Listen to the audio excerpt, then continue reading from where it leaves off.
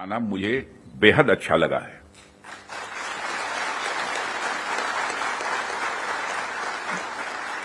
वैसे ordinary conclave में तो हम लोग जाते रहते हैं, तो क्वालिटी कॉन्क्लेव में आने में क्या आपत्ति हो सकती है।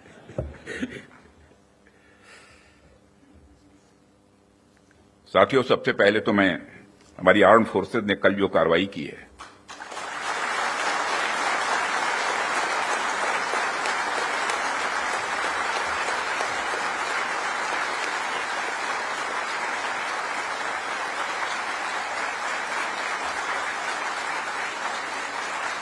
और जय हिंद, जय हिंद, जो शौर्य और पराक्रम दिखाया है उसके लिए मैं हृदय से बधाई देता हूं। पाकिस्तान और पीओके में जिस तरह से हमारी आर्म्ड फोर्सेस ने टेरर कैंप्स को नेस्त नाबूद किया है, वो हम सबके लिए एक गौरव का विषय है।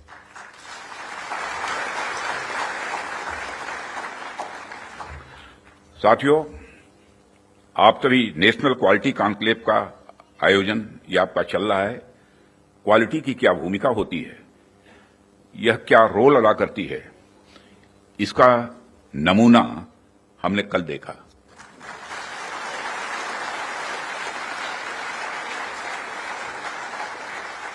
जिस प्रिसीजन के साथ यानी जिस सटीकता के साथ ऑपरेशन सिंदूर एग्जीक्यूट किया गया, वह अनइमेजिनेबल है, बहुत ही सराहनीय है।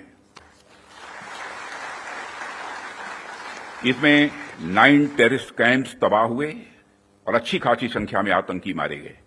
जिस तरह से इस ऑपरेशन को किसी भी इनोसेंट को नुकसान पहुंचाए बिना मिनिमम कोलेटरल डैमेज के साथ अंजाम दिया गया, वह इसलिए संभव हो पाया क्योंकि हमारे formidable and professionally trained arm forces के पास इक्विपमेंट भी हाई क्वालिटी के थे।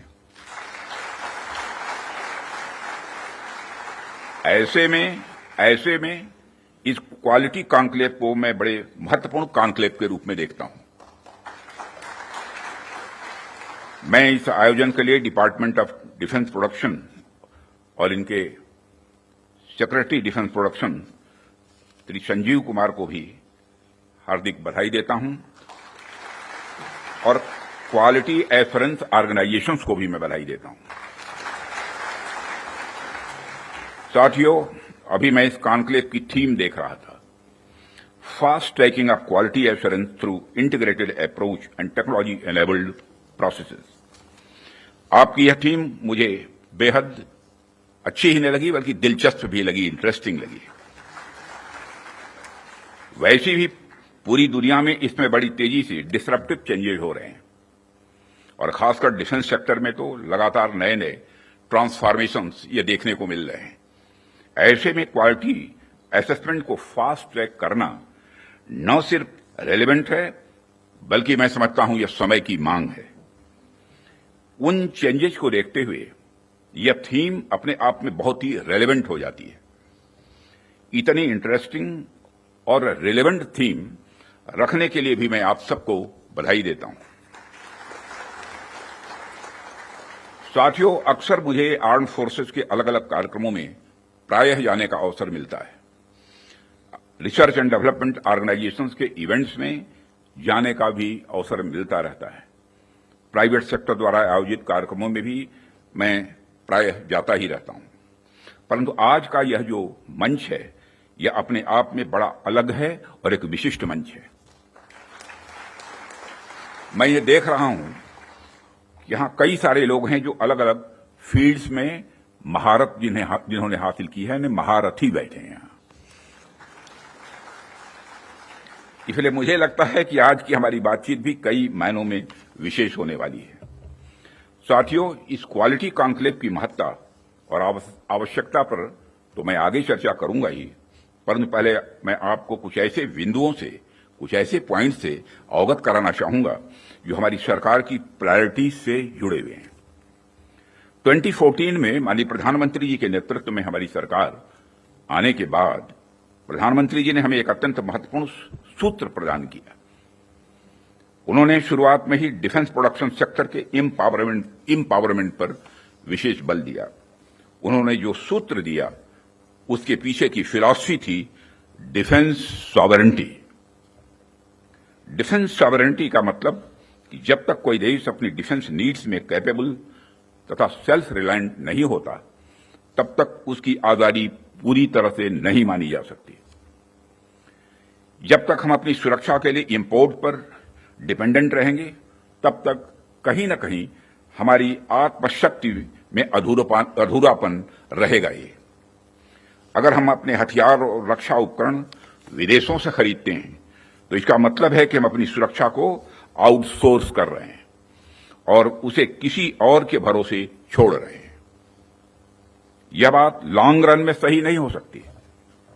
हमारी सरकार ने इस विषय पर गंभीरता से सोचा और आत्मनिर्भरता हासिल करने का निर्णायक कदम भी उठाया है। आप सब तो जानते ही हैं कि देश में पहले से ही ऑर्डिनेंस फैक्ट्रीज का एक इंडिजिनस सिस्टम रहा है और इन फैक्ट्रीज ने एक समय पर बेहतरीन काम किया और देश की सुरक्षा जरूरतों को पूरा करने में बहुत ही अहम भूमिका निभाई भी है। इनके अलावा हमारे पास डिफेंस पीएसयूज का भी एक मजबूत इकोसिस्टम पहले से ही है। हमारी सरकार ने डिफेंस प्रोडक्शन में क्वालिटी और क्वांटिटी दोनों पर समान रूप से बल दिया है। इसी दिशा में कई क्रांतिकारी कदम उठाए गए, जिनमें से कुछ महत्वपूर्ण कदमों का उल्लेख मैं यहां करना चाहूंगा।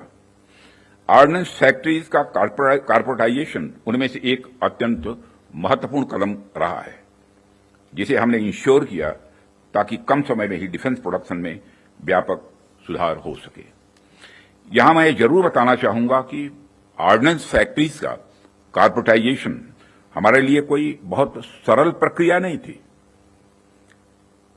इसमें अनेक जटिल प्रश्न थे और चैलेंजेज भी थे, परंतु हमने इसे इसलिए लागू किया क्योंकि यह एक अर्जेंट रिफॉर्म था। अब प्रश्न उठता है कि यह अर्जेंट क्यों था। इसका एक बड़ा कारण था क्वालिटी। आप सभी स्पेशलिस्ट के समक्ष मैं यह कह सकता हूं कि सरकार ने क्वालिटी को अपना प्रायोरिटी रिफॉर्म एजेंडा बनाया है। हमने क्वालिटी इंप्रूवमेंट को ही टारगेट करते हुए ऑर्डिनेंस फैक्ट्रीज का कॉर्पोरेटाइजेशन किया। तब से लेकर आज तक डिफेंस पीएसयूज ने लगातार सुधार किया है और कॉर्पोरेटाइजेशन के पश्चात क्वालिटी प्रोडक्शन को लगातार आगे बढ़ाने का प्रयास भी किया गया है और आज ये डीपीएसयूज इंटरनेशनली कॉम्पिटिटिव हो रहे हैं। आज ये अपने रिसर्च एंड डेवलपमेंट पर भी अच्छा फोकस कर रहे हैं। आज ये ऑर्गेनाइजेशन पहले से कहीं ज्यादा वाइब्रेंट और एक्सपोर्ट ओरिएंटेड हो रहे हैं। वैसे तो अभी कुछ कार्य बाकी है, पर मैं इतना जरूर आश्वस्त हूं कि जिस प्रकार पब्लिक सेक्टर में रिफॉर्म के लिए हम प्रयासरत हैं, वह हमें आने वाले समय में काफी अच्छे रिजल्ट्स देने वाला है।